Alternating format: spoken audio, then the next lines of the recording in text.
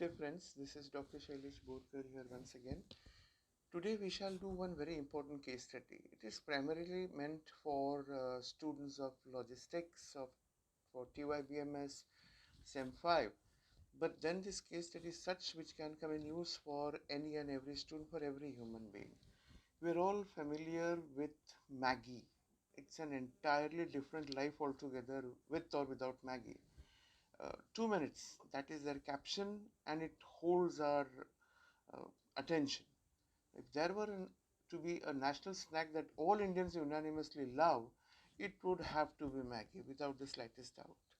Now, for 40 years now, people of all ages, no matter whatever with their economic background, the rich, the poor, everyone, have turned to Maggi to satisfy their random snack cravings. Anytime we want to satisfy hunger, anytime you want to satisfy taste, you go in for Maggi. In fact, in India, instant noodles are literally synonymous with Maggi. We don't talk of any other brand when we talk of noodles. We say, I want to have Maggi. Now, naturally, this leads to a huge turnover, big bucks for Maggi's parent company, that is Nestle. In 2021, and that was the Corona period, Nestle India, the Indian section, made a whopping profit of 1,441 crore rupees and a revenue of 9,373 crores. Out of this, 30% of the sales are directly attributed to Maggi. Imagine. Owing to Maggi, Nestle enjoys a 60% market share of India's segment, noodle segment. 60%. Maggi has a monopoly in the market despite strong competition. There are big players in this market. The ITC, the global noodles giant Nissin, the Japanese giant, and the local favorite Patanjali. Yet there is no one to beat Maggi at it. How did this all start? Julius Maggi, a Swiss entrepreneur, invented pre-cooked soup and Maggi sauce all the way back in 1886. That's the 19th century. And now here we are in the 21st century. So that's about 200 years back almost, slightly less than that. The period marked a heavy influx of women participating in Switzerland's industrial revolution. So Maggi was meant to nourish these women with quick, healthy meals. Nestle, another Swiss company, bought Maggi in 1947. But it was not until 1950s that Maggi was turned into an instant noodle brand that we all know today. In 1958, Momofuku Ando invented instant noodles in Japan, and immediately the entire Japanese population was hooked. But obviously, Nissin, the main Japanese company, was exporting noodles all over the world. On the flip side, India was fairly unaware of this noodle wave. Now, Nestle, of course, wanted a piece of this emerging market, and Maggi was its main product. But Nissin had already captured the Japanese scene, where demand was super high. So instead, Nestle turned to India to sell Maggi. So Nestle had a huge task ahead of them. They not only had to sell a product, but they also had to carve out a brand new market in a country which despised packaged food. Indians basically love home food, so for them packaged foods is not an easy thing to digest. Now Maggi entered India in 1983. See the difference. The concept of noodles and quick food, fast food, started in Europe in the 19th century, and it comes to India in the late 20th century. That is in 1983. And learning from its early Swiss history, they turned all their focus towards the targeting women, uh, working women.